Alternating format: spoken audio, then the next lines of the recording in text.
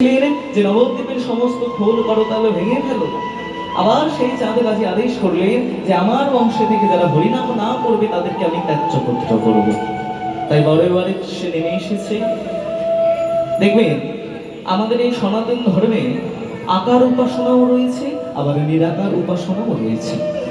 কিন্তু যদি অন্য ধর্মের কথা বলি, যদি বলি মুসলমান, তারা দেখবেন তাদের আল্লাহকে যে উপাসনা করে তাদের আল্লাহর কোনো মূর্তি নেই বা কোনো চিত্রপট নেই। তা বলে কি তাদের আল্লাহ মিথ্যে? না, তাদেরও আল্লাহ রয়েছে। তারা হচ্ছে নিরাকার উপাসনা করে। আমরা যেরকম এই যে যেমন কৃষ্ণ ঠাকুরের মূর্তি রয়েছে, আমাদের উপাসনার মধ্যে বিগ্রহ রয়েছে। আবার কেউ যদি মনে করে যে ইন্দ্র দেবতার পূজা করবে বা বায়ু দেবতার পূজা করবে, দেখবেন তখন সেটা নিরাকার হয়ে যায়।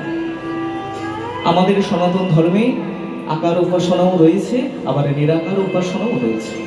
ওই জন্য তো বাংলার কবি রজনীকান্ত সেন একটা গান বলেছেন না, যে তুমি অরূপ স্বরূপ সগুণ নির্গুণ দয়াল ভয়াল হরি হে।